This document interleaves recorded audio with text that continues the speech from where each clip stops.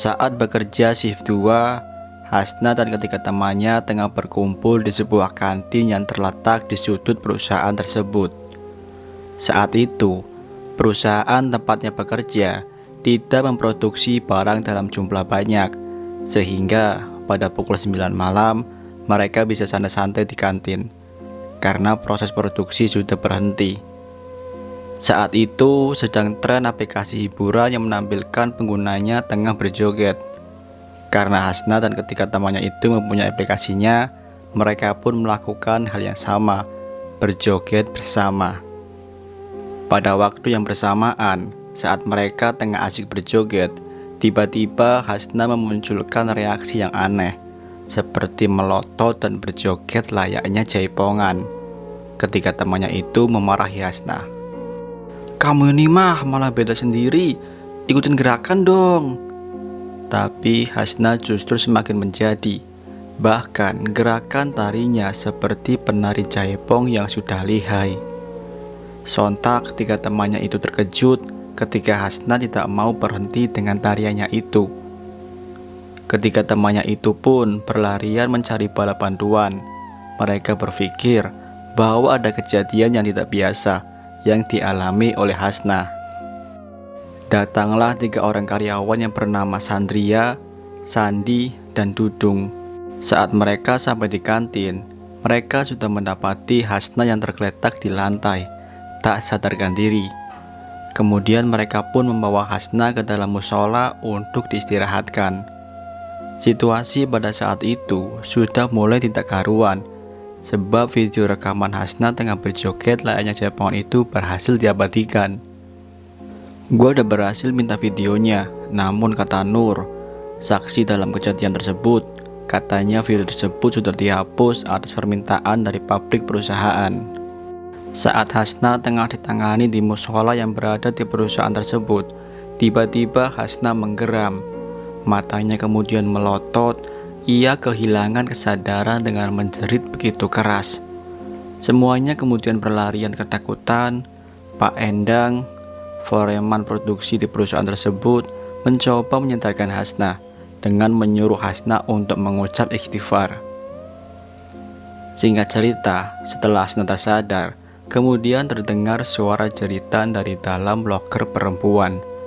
Itu berasal dari Dini. Kali ini, dia yang kerasukan, persis seperti Hasna. Dini berjoget layaknya jaipongan, padahal Dini tidak sama sekali mempunyai basic sebagai penari. Tubuh Dini yang berisi itu menampilkan tarian lihai yang menunjukkan bahwa seolah Dini itu adalah penari profesional. Kepalanya linggak-lingguk dengan sosok mata yang tajam. Ia pun bahkan menembangkan sebuah lagu Sunda. Suaranya begitu nyaring sekali, sehingga membuat para karyawati berhamburan menuju pos security yang berada di dekat gerbang masuk menuju perusahaan. Kali ini cerita berbalik. Hasna kemudian mengungkapkan apa yang terjadi kepadanya keesokan harinya. Ia mengungkapkan bahwa ia melihat sosok wanita cantik yang memakai konde. Wanita itu menghampirinya saat tengah asik berjoget untuk sebuah aplikasi tersebut. Wanita itu Hasna ungkapkan mengenakan kebaya berwarna merah. Penampilannya persis seperti sinden-sinden Jawa. Lalu setelahnya ia tak mengingat apapun lagi. Hasna pun mengungkapkan bahwa jangankan menari jaipong, melihat seseorang nari jaipong pun tidak pernah, ungkapnya. "Karena kan saya bukan asli orang sini, jadi nggak mungkin saya bisa seperti itu," sambungnya kemudian. Kemudian security di perusahaan tersebut memberikan pengakuan bahwa pernah di suatu malam Jumat, saat dia tengah piket malam pada pukul 1 pagi, ia mendengar suara wanita tengah menembang nyanyian Sunda. Namun ia nggak berani membeberkan hal ini kepada siapapun. "Pernah. Sudah lama, sekitar 2 bulan yang lalu," ungkap Pak Sali sang security. "Saya kan waktu itu lagi piket pakai motor ke belakang, arah menuju kantin. Terus samar-samar saya mendengar suara wanita yang lagi nyanyi Sunda. Sambungnya kemudian. Kejadian serupa pun pernah dialami oleh seorang office boy yang pada saat itu bekerja di shift 3. Saat ia hendak membuang sampah ke belakang, tiba-tiba ia mendengar ada suara wanita yang tengah menembang. Bahkan ia mendengarnya dengan begitu jelas. Saya pikir kan ada karyawati cewek gitu di kantin, jadi saya nggak memikir yang macam-macam, ungkapnya sang office boy. Pada hari-hari berikutnya, kemudian tidak ada yang berani untuk makan di area kantin. Banyak yang istirahat makan, khususnya shift malam di dalam loker. Hingga kemudian perusahaan memberikan peraturan untuk tidak membawa makanan ke dalam loker. Dan mau tidak mau akhirnya peraturan itu harus dilaksanakan. Cerita tentang wanita berparas cantik penghuni kantin itu pun terus berlanjut. Pada malam Jumat, pukul 11 malam, saat para pekerja shift 2 keluar, digantikan oleh para pekerja pada shift berikutnya. Kesurupan massal terjadi saat itu. Cerita bermula dari Imas yang merasa mual dan pusing, lalu tiba-tiba ia pingsan saat keluar dari gudang produksi. Semua sontak terkejut akan kejadian tersebut, sebab hal yang dialami Hasna 1 minggu yang lalu masih bersarang di kepala para pekerja di perusahaan itu. Imas kemudian diangkat dan diamankan di musola. Ia diberikan bantuan pertolongan dengan menciumkan aroma minyak kayu putih kepada hidungnya. Tak lama, Imas pun membuka matanya. Namun, itu bukanlah Imas. Tubuhnya sudah dikuasai oleh makhluk halus yang bersarang di dalamnya. Imas menjerit dengan kencang sekali. Matanya melotot dengan menyimpan amarah yang begitu dalam. Semua karyawati diminta untuk tetap tenang, apalagi para pekerja yang baru masuk pada shift 3. Produksi malam itu sementara ditunda karena keadaan semakin gaduh, sebab Selvi tiba-tiba terjatuh di lantai dan tak sadarkan diri. Setelah Selvi terjatuh tak sadarkan diri, kemudian disusun oleh Dini yang laki-laki mengalami kerasukan. Aing kaganggu Kusaria, aing keur istirahat, ucap Dini yang saat itu dikuasai oleh makhluk halus. Dalam bahasa Sunda yang berarti, saya terganggu oleh kalian. Saya sedang beristirahat. Dini berhasil dinetralisir oleh Pak Ozi, asisten manajer yang ditelepon oleh Pak Sali. Namun setelah Dini tersadar, kini giliran Selvi yang semakin menjadi-jadi. Selvi nampak menari seraya tertawa cekikikan. Tawanya begitu nyaring sekali dan membuat seluruh karyawati yang berada di sana menjerit ketakutan dan berhamburan, memaksa untuk keluar dari gedung perusahaan tersebut. Namun, alih-alih mencoba menghindari kerasukan, justru Nur yang saat itu berlindung di pos security kini merasakan mual dan sakit di kepala yang terasa seperti tusuk-tusuk.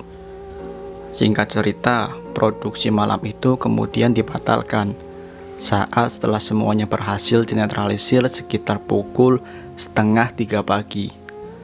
Setelahnya, para karyawan diminta untuk pulang ke rumah masing-masing, menghimbau kejadian yang tak diinginkan terjadi kembali. Keesokan harinya, nampak Selvi tidak masuk bekerja. Keluarganya mengabarkan bahwa Selvi jatuh sakit. Surat SKD akan dikirimkan segera kepada perusahaan tersebut. Pada hari Senin, Selvi kembali masuk bekerja. Namun, ada yang aneh dari raut wajahnya. Ia nampak lemah lesu, tidak seperti biasanya, yang selalu tampil ceria dan aktif di lingkungan perusahaan tersebut. Pada saat foreman memimpin briefing sebelum bekerja, Selvi tiba-tiba terjatuh. Ia tidak sadarkan diri dan kemudian dibawa ke ruang kesehatan oleh Sandi. Seluruh karyawan di sana memiliki tanda tanya besar dalam kepala mereka akan Selvi yang tiba-tiba terjatuh tak sadarkan diri tersebut. Apalagi mengingat Selvi yang tempo hari mengalami kerasukan. Foreman meminta kepada seluruh karyawan dan karyawati tetap tenang. Kemarin Selvi sakit, mungkin sekarang masih belum fit. Kita nggak boleh mikir yang macam-macam. ucap sang leader dalam tempat bekerja tersebut. Butuh waktu yang lama untuk membuat Selvi tersadar dari pingsannya tersebut. Hingga pada saat ia tersadar, tiba-tiba ia menjerit. Pak Ozi yang berada di samping Selvi itu terkejut mendengarnya. Begitu juga Umi yang menemani Selvi di ruang kesehatan pada saat itu. Tiba-tiba Selvi seperti menggigil kedinginan. Tubuhnya bergetar seperti tengah berada dalam kulkas yang suhunya di bawah -derajat. Wajahnya pucat pasi, bahkan ia pun selalu menutup matanya, seperti melihat sesuatu yang aneh yang berada di hadapannya tersebut.